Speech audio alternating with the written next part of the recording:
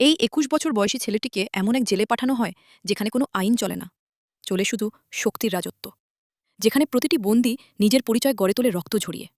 এই ভয়ঙ্কর জেলে পা রাখার সঙ্গে সঙ্গেই সবাই তার প্রাণের শত্রু হয়ে ওঠে। কিন্তু তারা জানত না, যাকে তারা দুর্বল ভেবে ঝামেলায় জড়াতে যাচ্ছে, আসলে সেই তাদের সবার চেয়েও ভয়ঙ্কর প্রমাণ হবে। গল্পের শুরুতে আমরা একটি পুলিশ ভ্যান দেখতে পাই, যা কয়েকজন বন্দীকে নিয়ে সরাসরি চীনের একটি অত্যন্ত বিপজ্জনক কারাগারে পৌঁছায়। এটি কোনো সাধারণ জেল ছিল না। এখানে এমন সব অপরাধীদের রাখা হতো যাদের নাম শুনলেই সাধারণ মানুষের গা শিউরে উঠত। এই জেলে যে বন্দীকে দুর্বল মনে হতো, অন্য বন্দীরা তাকে বাঁচতে দিত না। সেদিন কয়েকজন নতুন বন্দীকে এই জেলে আনা হয়, আর তাদের মধ্যেই ছিল মাত্র ২১ বছর বয়সী এক তরুণ বন্দী, রিকি। রিকিকে এই জেলে পাঠানো হয়েছিল কারণ সে এক ব্যক্তিকে নির্মমভাবে হত্যা করেছিল। আদালত তাকে ১০ বছরের কারাদণ্ড দিয়েছিল, তবে কম বয়সী হওয়ায় তাকে এখানে মাত্র ৫ বছর কাটাতে হতো। রিকি যখন জেলের ভেতরে মেটাল ডিটেক্টরের মধ্য দিয়ে যাচ্ছিল, তখন হঠাৎ করে রেড অ্যালার্ম বেজে ওঠে। গার্ডরা সঙ্গে সঙ্গে তাকে থামিয়ে তার পুরো শরীর তল্লাশি করে, কিন্তু তার কাছ থেকে কোনো ধাতব বস্তু পাওয়া যায় না। তবুও মেশিন বারবার দেখাচ্ছিল যে তার শরীরের কোথাও লোহার মতো কোনো বস্তু রয়েছে। এরপর গার্ডরা তাকে এক্স রে মেশিনের সামনে নিয়ে যায়। মেশিন চালু হতেই সবাই হতবাক হয়ে যায়, কারণ রিকির বুকের ভেতরে পুরো ৫টি গুলি আটকে ছিল। সবচেয়ে অবাক করার বিষয় ছিল, শরীরের ভেতরে এতগুলো গুলি থাকা সত্ত্বেও সে সম্পূর্ণ সুস্থ ও স্বাভাবিকভাবে দাঁড়িয়েছিল। একজন গার্ড তাকে জিজ্ঞেস করল, তুমি এই গুলিগুলো শরীর থেকে বের করাওনি কেন? রিকি জবাব দেয় যে এই গুলিগুলো তার জন্য দুর্বলতা নয়, বরং তার শক্তির প্রতীক। এরপর আমরা জানতে পারি যে এই জেলটি ৪টি আলাদা ব্লকে বিভক্ত।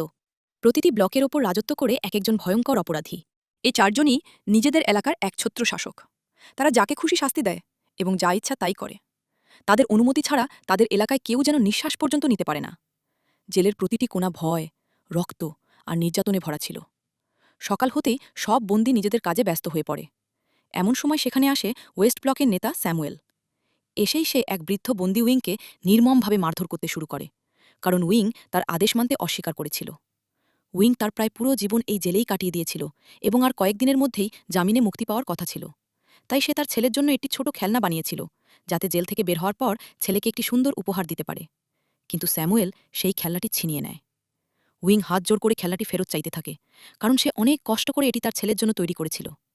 কিন্তু স্যামুয়েল কোনো দয়া না দেখিয়ে খেলনাটি তার মাথায় ছুঁড়ে মারে। উইং মাটিতে লুটিয়ে পড়ে এবং খেলনাটি ভেঙে টুকরো টুকরো হয়ে যায়। স্যামুয়েল তাকে হুমকি দিয়ে বলে, যদি সে আবার তার কথা না মানে তাহলে তাকে মেরে ফেলা হবে। অপমান আর যন্ত্রণায় উইং পুরোপুরি ভেঙে পড়ে। তার ভেতরে প্রতিশোধের আগুন জ্বলে ওঠে। সে ভাঙা খেলনার একটি ধারালো টুকরো তুলে নিয়ে স্যামুয়েলের ওপর হামলা করতে দৌড়ে যায়। কিন্তু স্যামুয়েলের এক সঙ্গী তার পায়ে বাধা দেয়, ফলে উইং পড়ে যায়। আর ঠিক সেই মুহূর্তে স্যামুয়েল ভাঙা খেলনার ধারালো টুকরোটি তার মুখে সজোরে আঘাত করে। ব্যথায় উইং ছটফট করতে থাকে। তার চিৎকার শুনে একজন গার্ড সেখানে আসে, কিন্তু উইংকে বাঁচানোর বদলে সে স্যামুয়েলকে বলে, আরও মারো ওকে। তারপর সেখান থেকে চলে যায়। স্যামুয়েল ও তার সঙ্গীরা সামনে এগিয়ে যাচ্ছিল, এমন সময় হঠাৎ তাদের সামনে এসে দাঁড়ায় রিকি। সে স্যামুয়েলের পায়ে এমন এক লাথি মারে যে স্যামুয়েলের মুখ সরাসরি মাটিতে পড়ে থাকা ধারালো পেরেকগুলোর ওপর গিয়ে আছড়ে পড়ে। পেরেকগুলো স্যামুয়েলের একটি চোখ নষ্ট করে দেয়। স্যামুয়েলের এক সঙ্গী সঙ্গে সঙ্গে রিকির ওপর হামলা করতে দৌড়ে আসে, কিন্তু রিকি যখন তার দিকে তীক্ষ্ণ দৃষ্টিতে তাকায়, তখন তার মনে এমন ভয় ঢুকে যায় যে সে এবং তার সঙ্গীরা সঙ্গে সঙ্গে সেখান থেকে পালিয়ে যায়। স্যামুয়েল কোনোভাবে প্রাণে বেঁচে যায়, কিন্তু তার একটি চোখ চিরতরে হারিয়ে ফেলে। এরপর রিকির বিরুদ্ধে তার মনে প্রতিশোধের আগুন জ্বলে ওঠে। সে যে কোনো মূল্যে রিকিকে হত্যা করার শপথ নেয়। এদিকে স্যামুয়েলের এক অনুচর তাকে বলে, যদি রিকিকে শেষ করতে হয় তাহলে তাদের ম্যাড ড্রাগনের সাহায্য নিতে হবে। ম্যাড ড্রাগন ছিল এই জেলের সবচেয়ে ভয়ঙ্কর বন্দী। সে শুধু এক হাত দিয়েই একজন মানুষের হাড়গোড় ঘুরিয়ে দিতে পারত। যেই তার সঙ্গে লড়াই করেছে সে কখনো জীবিত ফিরে আসেনি। বর্তমানে তাকে অন্ধকার কারাকক্ষে বন্দী রাখা হয়েছিল, কারণ আগের দিনই সে এক বন্দীকে নির্মমভাবে হত্যা করেছিল। সেদিনই স্যামুয়েল এক গার্ডের সঙ্গে চুক্তি করে। সে গার্ডকে টাকা দিয়ে বলে বৃদ্ধ উইংকে জানিয়ে দিতে যে তাকে এখন এই জেলে আরও ২৫ বছর কাটাতে হবে। গার্ড সঙ্গে সঙ্গে উইংয়ের কাছে গিয়ে বলে তার মুক্তি বাতিল হয়ে গেছে এবং এবং এখন তাকে আরও ২৫ বছর এই জেলেই থাকতে হবে। এ কথা শুনে উইংয়ের মাথায় যেন আকাশ ভেঙে পড়ে। সে বুঝতে পারে যদি তাকে সত্যিই আরও এত বছর এই জেলে থাকতে হয়, তাহলে স্যামুয়েল তাকে ধীরে ধীরে নির্যাতন করে মেরে ফেলবে। উইং কাঁদতে কাঁদতে গার্ডদের পা ধরে মুক্তির জন্য অনুরোধ করতে থাকে, কিন্তু তারা তার কথা শোনার বদলে তাকে মারধর করে এবং সেখান থেকে চলে যায়। এবার উইং সম্পূর্ণভাবে ভেঙে পড়ে। জীবনে আর কোনো আশার আলো সে দেখতে পায় না। সেদিন রাতেই সে জেলের ভেতরে ফাঁসি দিয়ে আত্মহত্যা করে। সকাল হতেই এই খবর পুরো জেলে ছড়িয়ে পড়ে। রিকিও জানতে পারে যে যে বৃদ্ধ মানুষটির প্রাণ সে বাঁচিয়েছিল তিনি আর বেঁচে নেই। যখন গার্ডরা উইংয়ের মরদেহ নিয়ে যাচ্ছিল তখন রিকি সেখানে পৌঁছে যায়। উইংয়ের হাতে পড়ানো হাতকড়া দেখে সে গার্ডদের বলে, এখন অন্তত তাকে মুক্ত করে দাও, সে তো আর বেঁচে নেই। কিন্তু গার্ডরা তার কথার কোনো জবাব দেয় না। ঠিক তখনই রিকি নিজের হাতে শক্তিতেই সেই মজবুত লোহার হাতকড়াগুলো ভেঙে ফেলে। এরপর সে নিজের পকেট থেকে সেই খেলনাটি বের করে, যেটি স্যামুয়েল ভেঙে দিয়েছিল এবং যেটি রিকি নিজের হাতে আবার মেরামত করে নিয়েছিল, সে খেলনাটি উইংয়ের মরদেহের পাশে রেখে দেয়, যাতে তার আত্মা অন্তত কিছুটা শান্তি পায়। উইংয়ের মৃত্যু রিকিকে ভেতর থেকে ভেঙে দেয়। স্যামুয়েলের বিরুদ্ধে তার প্রতিশোধের আগুন আরও তীব্র হয়ে ওঠে। সে সিদ্ধান্ত নেয় যে কোনো মূল্যে উইংয়ের মৃত্যুর প্রতিশোধ সে নেবেই। পরদিন সকালে সব বন্দী গোসল করতে আসে। রিকিও সেখানে দাঁড়িয়ে গোসল করছিল। ঠিক তখনই স্যামুয়েল সেখানে এসে তাকে রাগান্বিত দৃষ্টিতে তাকিয়ে দেখতে থাকে। সেই সময় হঠাৎ করেই সেখানে উপস্থিত হয় ভয়ঙ্কর বন্দী ম্যাট ড্রাগন। কোনো কথা না বলেই সে সরাসরি রিকির মুখে এমন জোরে ঘুষি মারে যে রিকি বাতাসে ছিটকে দূরে গিয়ে পড়ে। কিন্তু পরের মুহূর্তেই রিকি যেন এক ঝড়ের মতো উঠে দাঁড়ায়। সে নিজের সমস্ত শক্তি দিয়ে ম্যাট ড্রাগনের পেটে একটি ভয়ঙ্কর ঘুষি মারে। আঘাত এতটাই শক্তিশালী ছিল যে ম্যাট ড্রাগনের পেট ফেটে যায় এবং সে ঘটনাস্থলেই মারা যায়। এ দৃশ্য দেখে স্যামুয়েল ক্ষিপ্ত হয়ে ওঠে। সে একটি ধারালো পেরেক তুলে রিকির হাতে গেঁথে দেয়। কিন্তু রিকি যন্ত্রণাকে উপেক্ষা করে স্যামুয়েলের হাতে সব আঙুল একে একে ভেঙে ফেলে। এরপর প্রতিশোধ সম্পূর্ণ করার জন্য সে নিজের হাত সরাসরি স্যামুয়েলের পেট ভেদ করে ঢুকিয়ে দেয়। ফলে স্যামুয়েল যন্ত্রণায় ছটফট করতে করতে সেখানেই মারা যায়। এই দৃশ্য দেখে বাকি বন্দীরা হতবাক হয়ে যায়। কেউ স্বপ্নেও ভাবেনি যে একজন মানুষ একাই ম্যাড ড্রাগন এবং স্যামুয়েলের মতো ভয়ঙ্কর দুই বন্দীকে মাত্র কয়েক মিনিটের মধ্যে শেষ করে দিতে পারে। ঠিক তখনই গার্ডরা এসে রিকিকে ধরে নিয়ে যেতে শুরু করে। পথে নর্থ ব্লকের নেতা নারুমি তার সামনে এসে দাঁড়ায়। সে মূলত রিকিকে ভয় দেখাতে এসেছিল, কিন্তু নিজের চোখে ম্যাড ড্রাগনের মৃত্যু দেখার পর তার মনোভাব পুরো বদলে যায়। এখন সে ভীত ইঁদুরের মতো আচরণ করে রিকির সঙ্গে বন্ধুত্ব করতে চায়। কিন্তু রিকি কোনো উত্তর না দিয়েই সেখান থেকে চলে যায়। এরপর তাকে সরাসরি সেই অন্ধকার কারাকক্ষে বন্দী করা হয়, যেখানে জেলের সবচেয়ে ভয়ঙ্কর অপরাধীদের রাখা হতো। সেলে একা বসে থাকা অবস্থায় হঠাৎ রিকির বুকে তীব্র ব্যথা শুরু হয়, আর সেখান থেকেই গল্প আমাদের নিয়ে যায় তার অতীতে। তখন রিকি ছিল এক সাধারণ ছাত্র। তার বাবা মা অনেক আগেই পৃথিবী ছেড়ে চলে গিয়েছিলেন। একদিন সে তাদের কবর জিয়ারত করতে যায়। সেখানে তার গুরু মাস্টার জিয়াংয়ের সঙ্গে দেখা হয়। এই মানুষটি ছোটবেলা থেকে তাকে মার্শাল আর্টের প্রশিক্ষণ দিয়েছিলেন। মাস্টার তাকে নিজের শক্তি প্রদর্শন করতে বলেন। রিকি সর্বশক্তি দিয়ে তার উপর আক্রমণ চালায়, কিন্তু মাস্টার মাত্র এক ঝটকাতেই তাকে মাটিতে ফেলে দেন। এরপর তিনি রিকিকে জানান যে সে এখনও প্রকৃত অর্থে একজন মাস্টার হয়ে উঠতে পারেনি। মাস্টার তাকে বলেন তার ভেতরে এখনও একটি দুর্বলতা লুকিয়ে আছে। যতক্ষণ না সে সেই দুর্বলতাকে দূর করতে পারবে ততক্ষণ সে প্রকৃত মাস্টার হতে পারবে না। এ কথা শুনে রিকি তার পায়ের কাছে নত হয়ে পড়ে এবং বলে সে যে কোনো মূল্যে নিজের সেই দুর্বলতা দূর করবে, এতে যত সময়ই লাগুক না কেন। সেই দিন থেকেই শুরু হয় তার কঠোর প্রশিক্ষণ। মাস্টার তাকে শেখান যে সবার আগে নিজের মনকে সম্পূর্ণ নিয়ন্ত্রণ করতে হবে। রাগ, ঘৃণা এবং ভয় সব কিছু মন থেকে দূর করতে হবে। এরপর তিনি রিকির সামনে একটি বিশাল পাথর রেখে বলেন, পুরো মনোযোগ আর শক্তি দিয়ে এটাকে ভেঙে দেখাও। রিকি নিজের মনকে স্থির করে এবং এক আঘাতেই পাথরটিকে কাগজের মতো চিরে ফেলে। এটা দেখে মাস্টার তার দিকে একের পর এক পাথর ছুঁড়ে মারতে থাকেন। রিকি সেগুলোকেও বাতাসের মধ্যেই টুকরো টুকরো করে দেয়। সবশেষে মাস্টার সবচেয়ে বড় পাথরটি তুলে সরাসরি তার বুকে আঘাত করেন, কিন্তু রিকি সেটিও অনায়াসে ভেঙে ফেলে। তখন মাস্টার বুঝতে পারেন যে রিকি তার শরীর ও মনের ওপর সম্পূর্ণ নিয়ন্ত্রণ অর্জন করেছে এবং এখন তার আর কোনো প্রশিক্ষণের প্রয়োজন নেই। এরপর গল্প আবার বর্তমান সময়ে ফিরে আসে। রিকি তখন নিজের কারাকক্ষে শান্তভাবে বসেছিল। কিছুক্ষণ পর একজন গার্ড তার সেলে এসে জানায় যে অ্যাসিস্ট্যান্ট ওয়ার্ডেন তাকে ডেকেছেন। সঙ্গে সঙ্গে রিকিকে ওয়ার্ডেনের অফিসে নিয়ে যাওয়া হয়। সেখানে গিয়ে সে দেখে টেবিল জুড়ে নানা ধরনের খাবার সাজানো রয়েছে। অ্যাসিস্ট্যান্ট ওয়ার্ডেনের একটি হাত ছিল না। সেই হাতের জায়গায় তিনি দুটি ধারালো লোহার হুক লাগিয়ে রেখেছিলেন এবং সেই হুক দিয়েই তিনি স্বাভাবিকভাবে খাবার খাচ্ছিলেন। ওয়ার্ডেন তার এক গার্ডকে রিকির পুরো ফাইল পড়ে শোনাতে বলেন। গার্ড পড়া শুরু করে। ফাইলে লেখা ছিল রিকি ছোটবেলা থেকেই অনাথ ছিল। তার বাবা মা কেউই বেঁচে ছিলেন না এবং সে একটি অনাথ আশ্রমে বড় হয়েছিল। স্কুল থেকেও তাকে বহিষ্কার করা হয়েছিল, কারণ সামান্য বিষয়েও সে মানুষকে মারধর করত। এই কারণেই অল্প বয়সেই সে একটি গ্যাংয়ের সংস্পর্শে আসে এবং সেই সময়ই সে এক ব্যক্তিকে হত্যা করে। এই অপরাধের কারণেই তাকে এই ভয়ঙ্কর কারাগারে পাঠানো হয়েছিল। সবকিছু শোনার পর অ্যাসিস্ট্যান্ট ওয়ার্ডেন ধীরে ধীরে রিকির কাছে এগিয়ে আসে এবং তাকে জিজ্ঞেস করে, তোমার বুকে এই 5টি গুলি আটকে গেল কিভাবে? রিকি শুধু মুচকি হাসে, কিন্তু তার প্রশ্নের কোনো উত্তর দেয় না। তখন ওয়ার্ডেন তাকে একটি ছবি দেখায়। ছবিটি ছিল তার সবচেয়ে প্রিয় বন্ধু কেকোর। রিকি ছবিটি নেওয়ার জন্য হাত বাড়াতেই ওয়ার্ডেন তার লোহার হুক রিকির হাতে গেঁথে দেয়। এরপর সে একের পর এক ঘুষি মারতে শুরু করে। সে যে কোনো মূল্যে রিকির মুখ থেকে সত্য বের করতে চেয়েছিল, কিন্তু রিকি তার মুখে থুতু ছুঁড়ে মারে। এটা দেখে ওয়ার্ডেন ক্ষিপ্ত হয়ে ওঠে এবং রাগের মাথায় কেকোর ছবিটিকে পিষে ফেলে। কেকোর ছবি নষ্ট হতে দেখে রিকির রক্ত ফুটে ওঠে। সে এক ঝটকায় সামনে থাকা ভারী টেবিলটিকে 2 টুকরো করে ফেলে। এ দৃশ্য দেখে অ্যাসিস্ট্যান্ট ওয়ার্ডেনের সব অহংকার মুহূর্তেই উড়ে যায়। সে ভয়ে বিড়ালের মতো এক কোণে গিয়ে লুকিয়ে পড়ে। রিকি চাইলে তখনই তাকে মেরে ফেলতে পারত, কিন্তু গুরু শিক্ষা মনে করে সে নিজের রাগ নিয়ন্ত্রণ করে এবং চুপচাপ সেখান থেকে চলে যায়। সেই রাতে রিকি নিজের সেলে বসে কেকোর ছবির দিকে তাকিয়েছিল। তার চোখে কষ্ট স্পষ্ট ফুটে উঠেছিল, কারণ একসময় তারা খুব সুখে ছিল, একসঙ্গে ঘুরত, আনন্দ করত এবং জীবন উপভোগ করত। কিন্তু এখন তার জীবন এই জেলের দেয়ালের মধ্যে বন্দী হয়ে এক নরকে পরিণত হয়েছে। নিজের মনকে শান্ত করার জন্য সে সেই বাঁশিটি বাজাতে শুরু করে, যা সে একসময় কেকোর সঙ্গে বাজাত। ঠিক তখনই একজন গার্ড সেখানে এসে তাকে সতর্ক করে দেয়, আর একবার যদি বাঁশি বাজাও তাহলে আমি এটাকে টুকরো টুকরো করে ফেলব। পরদিন স্যামুয়েলের সেই অনুচর নিজের সেল থেকে বের হয়। হঠাৎ কয়েকজন বন্দী তাকে ঘিরে ফেলে। তারা সবাই উইংয়ের মৃত্যুর প্রতিশোধ নিতে চেয়েছিল, কারণ তার কারণেই বৃদ্ধ বন্দীটি নিজের জীবন হারিয়েছিল। তাদের মধ্যে একজন বন্দী ধারালো তলোয়ার তুলে তাকে আঘাত করতে যাচ্ছিল। ঠিক তখনই নর্থ ব্লকের নেতা নারুমি সেখানে এসে উপস্থিত হয়। নারুমি তাদের থামিয়ে বলে, যদি তারা তাকে হত্যা করে তাহলে তাদের সাজা আরও বাড়িয়ে দেওয়া হবে, এমনকি মৃত্যুদণ্ড হতে পারে।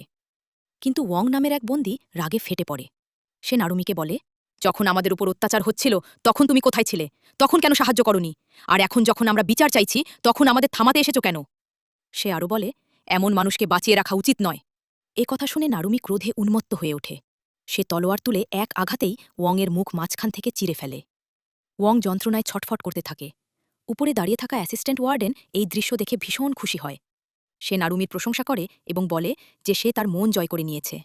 এরপর সে নিজের লোহার হুক ওয়ংয়ের মুখে গেঁথে তাকে টেনে হিঁচড়ে সেখান থেকে নিয়ে যায়। সেদিনই ওয়ার্ডেন নারুমিকে নিজের অফিসে ডেকে পাঠায়। সে তাকে একটি বিশেষ অস্ত্র দিয়ে বলে, যেভাবে তুমি ওয়ংকে মেরেছ ঠিক সেভাবেই এবার রিকিকেও শেষ করতে হবে। এ কথা শুনে নারুমির মুখের রং উড়ে যায়, কারণ ওয়ং ছিল সাধারণ একজন বন্দী, কিন্তু রিকি মোটেও সাধারণ মানুষ ছিল না। সে নিজের চোখে ম্যাড ড্রাগনের মৃত্যু দেখেছিল, তাই সে জানত রিকির বিরুদ্ধে দাঁড়ালে তার পরিণতিও ভয়াবহ হবে। কিন্তু ওয়ার্ডেনের আদেশ অমান্য করার উপায় ছিল না, তাই বাধ্য হয়েই সে রাজি হয়ে যায়। কিছুক্ষণ পর জেলের মাঠে ওয়ংয়ের মরদেহ শিকল দিয়ে বেঁধে একটি বিশাল ক্রুশের সঙ্গে ঝুলিয়ে দেওয়া হয়, যাতে অন্য বন্দীরা তা দেখে ভয় পায় এবং আর কখনও কর্তৃপক্ষের বিরুদ্ধে কথা বলার সাহস না করে। ওয়ংয়ের লাশ দেখে রিকির ভেতর আবারও প্রচণ্ড ক্ষোভ জন্ম নেয়। ঠিক সেই সময় নারুমি হঠাৎ তার উপর হামলা চালায়। দুজনের মধ্যে ভয়ঙ্কর লড়াই শুরু হয়ে যায়। প্রথমে নারুমি একটি শক্তিশালী লাথি মারে, তারপর সুযোগ বুঝে গুঁড়ো করা কাচ রিকির চোখে ছুড়ে দেয়। রিকির চোখের সামনে অন্ধকার নেমে আসে। সে আর কিছুই দেখতে পাচ্ছিল না। এই সুযোগে নারুমি তার হাতে একটি ছুরি গেঁথে দেয়। ব্যথায় রিকি মাটিতে পড়ে যায়, কিন্তু ঠিক তখনই তার হাত পাশ দিয়ে যাওয়া একটি পানির পাইপে লাগে। সে সঙ্গে সঙ্গে পাইপটি ভেঙে ফেলে। প্রবল পানির ধারা দিয়ে চোখ ধুয়ে ফেলতেই সে আবার পরিষ্কার দেখতে শুরু করে।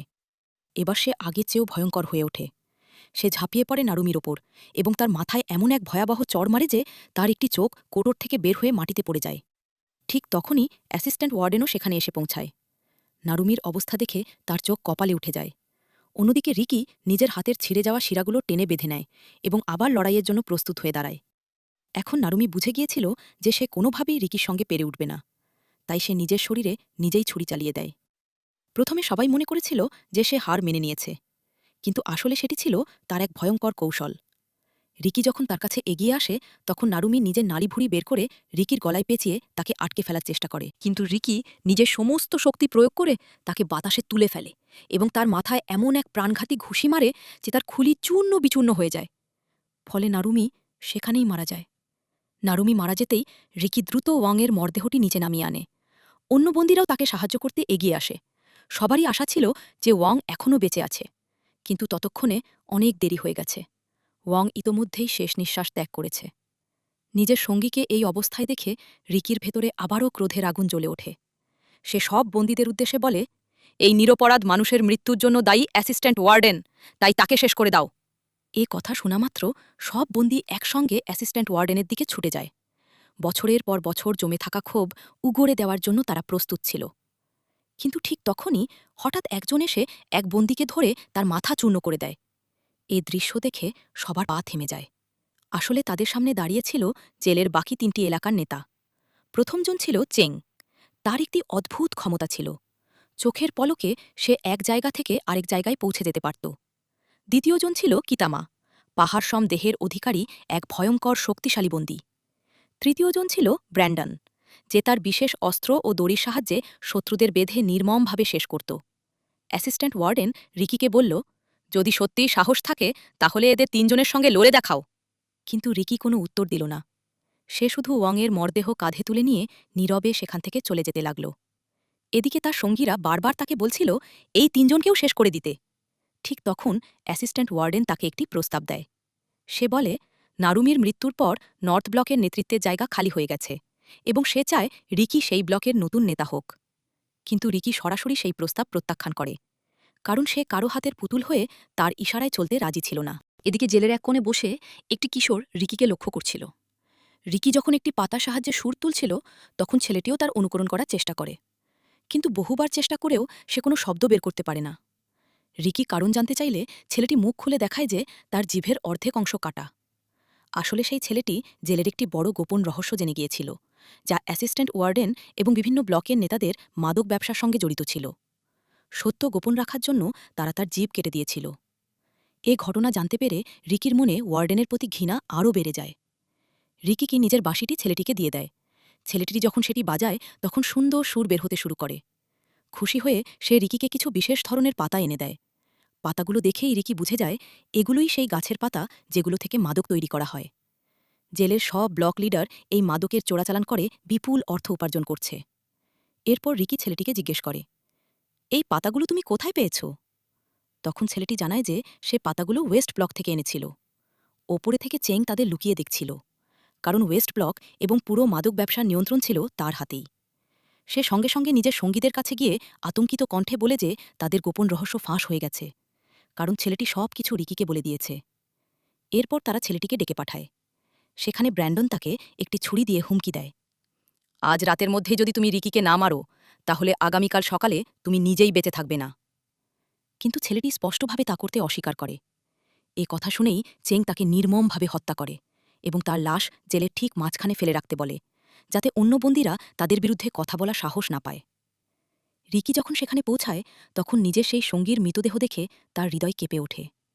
মরদেহের পাশেই পড়েছিল সেই বাঁশিটি যেটি সে ছেলেটিকে দিয়েছিল। বাঁশিটি দেখিয়ে তার চোখে প্রতিশোধের আগুন জ্বলে ওঠে। অন্যদিকে অ্যাসিস্ট্যান্ট ওয়ার্ডেনও চ্যাংয়ের এই কুকর্মের কথা জানতে পারে এবং তার উপর প্রচণ্ড ক্ষুব্ধ হয়। কিন্তু তার আগেই রিকি মাদকের পুরো বাগানে আগুন লাগিয়ে দেয়।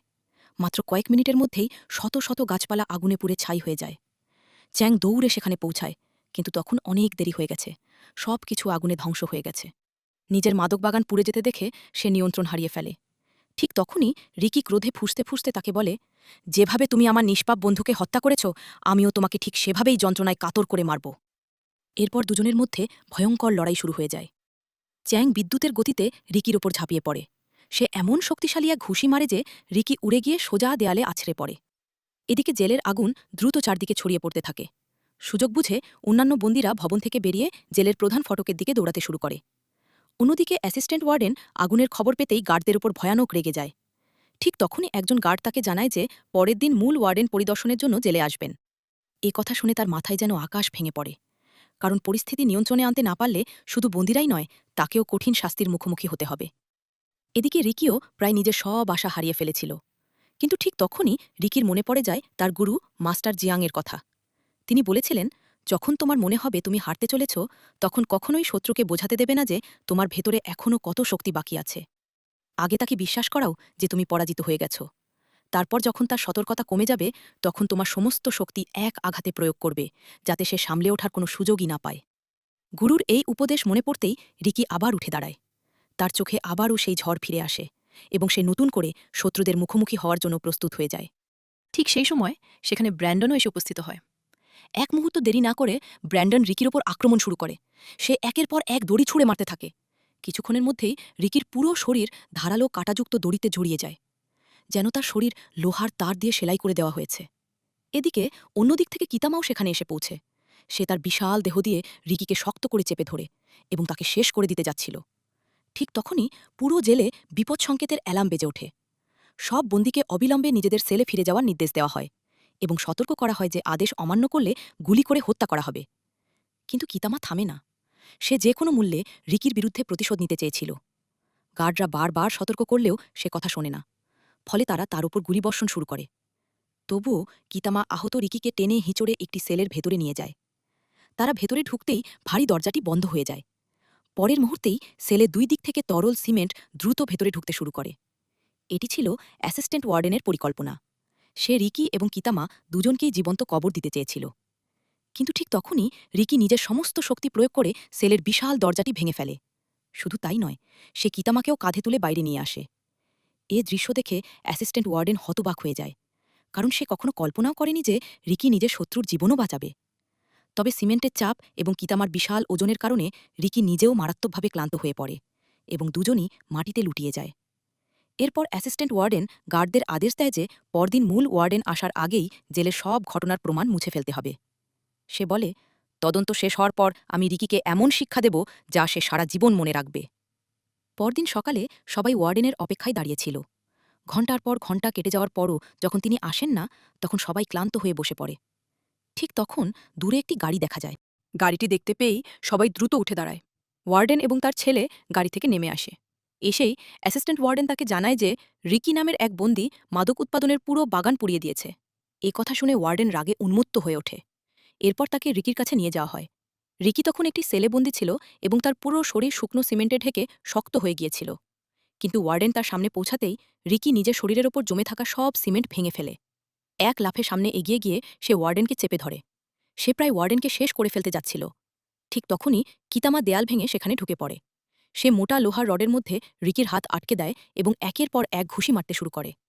যে মানুষের জীবন রিকি নিজ হাতে বাঁচিয়েছিল, সেই মানুষটি এখন তার উপর নির্মমভাবে আক্রমণ চালাচ্ছিল। কিন্তু কিতামা যখন তার মাথা চূর্ণ করে ফেলতে যাচ্ছিল, ঠিক তখনই রিকি তার প্রকৃত শক্তির পরিচয় দেয়। সে কিতামার গলায় এমন ভয়ঙ্কর এক ঘুষি মারে যে তার গলা ফেটে যায়। এরপর পরের আঘাতেই তার আঙুলগুলো ভেঙে বিচ্ছিন্ন করে দেয়। অল্প সময়ের মধ্যেই কিতামা মাটিতে লুটিয়ে পড়ে। এই দৃশ্য দেখে ওয়ার্ডেন সঙ্গে সঙ্গে উপরে লাগানো হাইড্রোলিক প্রেস চালু করে দেয়। বিশাল লোহার যন্ত্রটি ধীরে ধীরে নিচে নেমে এসে রিকিকে পিষে ফেলতে শুরু করে। রিকি সর্বশক্তি দিয়ে সেটিকে থামানোর চেষ্টা করে, কিন্তু ঠিক তখনই ওয়ার্ডেন তাকে প্রবল বৈদ্যুতিক শক দেয়। যন্ত্রণায় কাতর হয়ে রিকি মাটিতে পড়ে যায় এবং প্রেসটি দ্রুত তার দিকে এগিয়ে আসতে থাকে। হঠাৎ করেই মেশিনটি থেমে যায় এবং ধীরে ধীরে আবার ওপরে উঠতে শুরু করে। সবাই তাকিয়ে দেখে কিতামার দিকে। সে তখনও বেঁচে ছিল এবং নিজের শেষ শক্তিটুকু দিয়ে হাইড্রোলিক প্রেসটিকে আটকে রেখেছিল। কারণ রিকি একসময় তার জীবনও বাঁচিয়েছিল, তাচিয়েছিল, তাই তার মনে রিকির জন্য সহানুভূতি জন্মেছিল। সুযোগ পেয়ে রিকি দরজা ভেঙে বাইরে বেরিয়ে আসে। সে মেশিনটি থামানোর চেষ্টা করে এবং কিতামাকে বাইরে আসতে বলে, কিন্তু কিতামা তখন নিজের পা পর্যন্ত নড়াতে পারছিল না। শেষ পর্যন্ত সে হাল ছেড়ে দেয়। পরের মুহূর্তেই হাইড্রোলিক প্রেস তাকে নির্মমভাবে পিষে ফেলে। তার মৃত্যুর সঙ্গে সঙ্গে একটি ছবি উড়ে এসে রিকির সামনে পড়ে। ছবিটিতে কিতামা তার মায়ের সঙ্গে দাঁড়িয়েছিল। এ দৃশ্য দেখে রিকির চোখে একসঙ্গে কষ্ট ও ক্রোধ ভরে ওঠে। সে নিজের সমস্ত রাগ ওয়ার্ডেনের ওপর ঝাড়তে শুরু করে। ঠিক তখনই ওয়ার্ডেন আরেকটি বোতাম চাপ দেয়। সঙ্গে সঙ্গে মেঝে ফেটে যায় এবং রিকি নিচের একটি গভীর গর্তে পড়ে যায়। এরপর একটি বড় গর্ত খুঁড়ে রিকিকে লোহার শিকলে বেঁধে তার মধ্যে ফেলে দেওয়া হয়। কিছুক্ষণ পর ওয়ার্ডেন সেখানে এসে আদেশ দেয় যে সব বন্দী যেন তার উপর মাটি ফেলতে শুরু করে। কিন্তু দুইজন বন্দী এই আদেশ মানতে অস্বীকার করে। ওয়ার্ডেন সঙ্গে সঙ্গে তাদের গুলি করে হত্যা করায়। ভয়ে বাকিরা বাধ্য হয়ে রিকির ওপর মাটি ফেলতে শুরু করে। ধীরে ধীরে রিকি জীবন্ত কবর হয়ে যেতে থাকে। ঠিক তখন ওয়ার্ডেন ঘোষণা করে, যদি সে টানা 7 দিন এই গর্তের ভেতরে বেঁচে থাকতে পারে তাহলে আমি তাকে মুক্তি দিয়ে দেব। এরপর অ্যাসিস্ট্যান্ট ওয়ার্ডেন গর্তের মধ্যে একটি লম্বা বাঁশ কেটে দেয়, যাতে মাটির নিচে চাপা পড়লেও রিকি শ্বাস নিতে পারে। রাত নামতেই রিকির সঙ্গীরা গভীর শোকে ডুবে যায়। তারা বিশ্বাসই করতে পারছিল না যে তাদের নিজেদের হাতেই তাদের বন্ধুকে জীবন্ত কবর দেওয়া হয়েছে। সেই রাতেই ইস্ট ও ওয়েস্ট ব্লকে 2 নেতা সেখানে আসে। তারা বাঁশের ভেতরে কাপড় গুজে দেয় যাতে কোনো বাতাস ভেতরে প্রবেশ করতে না পারে, এবং রিকি শ্বাসরোধ হয়ে মারা যায়। কিন্তু তারা চলে যাওয়ার পর মাটির নিচে থাকা রিকি সেই বাঁশটিকে 2 টুকরো করে ফেলে।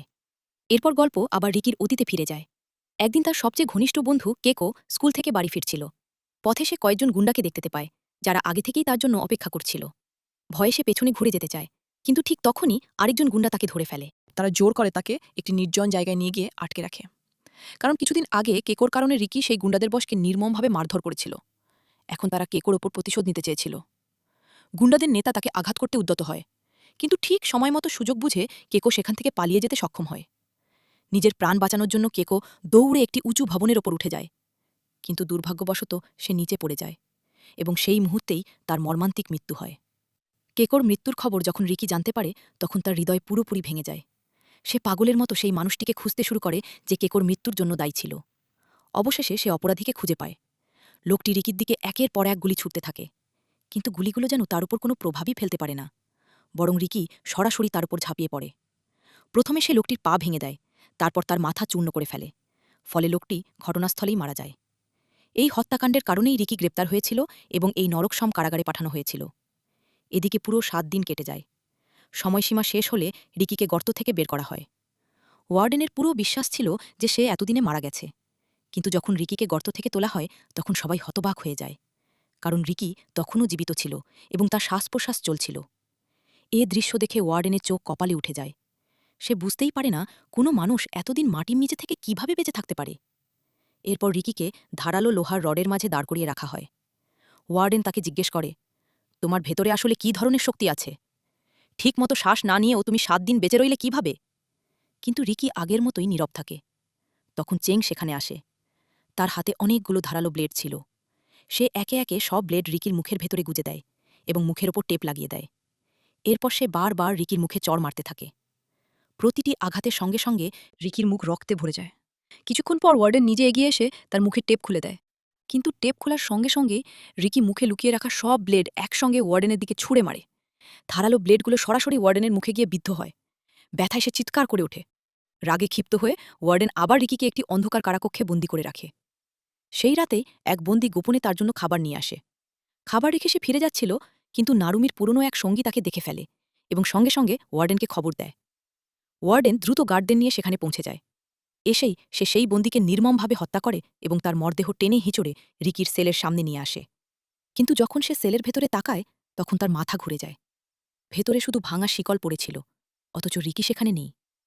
আসলে রিকি ছাদের সঙ্গে লেগে উপরে লুকিয়েছিল। অ্যাসিস্ট্যান্ট ওয়ার্ডেন সেলের ভেতরে ঢুকতেই রিকি তার উপর ঝাঁপিয়ে পড়ে এবং তাকে নির্মমভাবে মারতে শুরু করে। বাইরে বেরিয়ে সে সেই বন্দির মৃতদেহ দেখতে পায় যে তাকে সাহায্য করেছিল। নিজের সঙ্গীর লাশ দেখে তার রক্ত আবারও ফুটে ওঠে। প্রাণ বাঁচানোর জন্য অ্যাসিস্ট্যান্ট ওয়ার্ডেন সেখান থেকে পালিয়ে যায়, কিন্তু নিচে পৌঁছাতেই পুরো জেলের বন্দিরা তাকে চারদিক থেকে ঘিরে ফেলে। একই সময়ে গার্ড ও বন্দীদের মধ্যে ভয়ঙ্কর সংঘর্ষ শুরু হয়ে যায়। অন্যদিকে মূল ওয়ার্ডেন তখনও জেলের ভেতরে তদন্ত করছিল। সে বুঝতেই পারেনি যে পুরো জেলে যুদ্ধ শুরু হয়ে গেছে। এ সময় এক বন্দী তার পেছনে তাকে অপমানজনক একটি কথা বলে। এ কথা শুনে ওয়ার্ডেন ক্ষিপ্ত হয়ে ওঠে এবং সবার সামনে সেই বন্দির হাত কেটে ফেলে। ঠিক তখনই রিকি সেখানে পৌঁছে যায়। ওয়ার্ডেন সঙ্গে সঙ্গে তাকে লক্ষ্য করে গুলি ছোড়ে, কিন্তু রিকি দ্রুত পাশের অ্যাসিস্ট্যান্ট ওয়ার্ডেনকে নিজের সামনে টেনে আনে। গুলিটি সরাসরি তার পেটে লাগে। আঘাতে তার পেট বেলুনের মতো ফুলে ওঠে এবং পরে ফেটে যায়। ঠিক তখনই চেং এসে উপস্থিত হয় এবং বিরামহীনভাবে রিকির ওপর আক্রমণ শুরু করে। অন্যদিকে ব্র্যান্ডনও তার ধারালো কাঁটাযুক্ত দড়িগুলো রিকির দিকে ছুটতে থাকে। ক্রমাগত আঘাতে রিকি ভারসাম্য হারিয়ে ফুটন্ত পানির মধ্যে পড়ে যায়। তার শরীর যন্ত্রণায় কাঁপতে থাকে। চেং সুযোগ বুঝে লাথি মেরে তাকে আঘাত করতে যায়, কিন্তু রিকি তার পা ধরে সরাসরি ফুটন্ত পানির মধ্যে ডুবিয়ে দেয় এবং তার পা ভেঙে ফেলে। চেং যন্ত্রণায় চিৎকার করে ওঠে। এ দৃশ্য দেখে ব্র্যান্ডন ভয় পেয়ে যায় এবং পালানোর চেষ্টা করে, কিন্তু ওয়ার্ডেন নিজেই তাকে গুলি করে। গুলি লাগার সঙ্গে সঙ্গে ব্র্যান্ডনের শরীর ছিন্ন ভিন্ন হয়ে যায় এবং সে সেখানেই মারা যায়। এখন শুধু দুজন বাকি, একদিকে রিকি, অন্যদিকে ওয়ার্ডেন। দুজন মুখোমুখি দাঁড়িয়ে থাকে। রিকি সর্বশক্তি দিয়ে লাফিয়ে উঠে ওয়ার্ডেনকে এমন এক লাথি মারে যে সে গিয়ে দেয়ালে আছড়ে পড়ে। কিন্তু পরের মুহূর্তেই ওয়ার্ডেনের শরীর কাঁপতে শুরু করে। চোখের পলকে সে এক বিশাল দানবের রূপ ধারণ করে। তখন জানা যায় রিকির মতো তার কাছেও এক ধরনের অদ্ভুত শক্তি ছিল, যা তাকে ভয়ঙ্কর দানবে রূপান্তরিত করতে পারত। শুরুর দিকে সেই দানব ওয়ার্ডেন রিকিকে প্রচণ্ড মারধর করে। কিছু সময়ের জন্য মনে হচ্ছিল হয়তো তো এবার রিকি হেরে যাবে, কিন্তু তখনই সে নিজের বুদ্ধি ব্যবহার করে। সঠিক সুযোগ বুঝে সে দানবটিকে তুলে পাশেই চলতে থাকা বিশাল গ্রাইন্ডারের মধ্যে ছুঁড়ে ফেলে। এরপর সমস্ত শক্তি দিয়ে তাকে গ্রাইন্ডারের ভেতরে চেপে ধরে রাখে। অল্প সময়ের মধ্যেই দানবটির শরীর টুকরো টুকরো হয়ে কিমার মতো হয়ে যায়। শেষে রিকি তার অবশিষ্ট মাথাটি হাতে নিয়ে বাইরে বেরিয়ে আসে। এদিকে বন্দী ও গার্ডদের মধ্যে লড়াই তখনও চলছিল। ঠিক তখন রিকি সবার সামনে ওয়ার্ডেনের কাটা মাথা উঁচু করে ধরে চিৎকার করে বলে, এখন তোমরা সবাই মুক্ত। এরপর সে মাথাটি দূরে ছুঁড়ে ফেলে এবং সর্বশক্তি দিয়ে জেলের বিশাল দেয়ালে আঘাত করে। আঘাতে দেয়াল ভেঙে পড়ে। আর এভাবেই রিকির সঙ্গে সঙ্গে জেলের সব বন্দীও স্বাধীনতা লাভ করে। এখানেই সিনেমাটির সমাপ্তি ঘটে।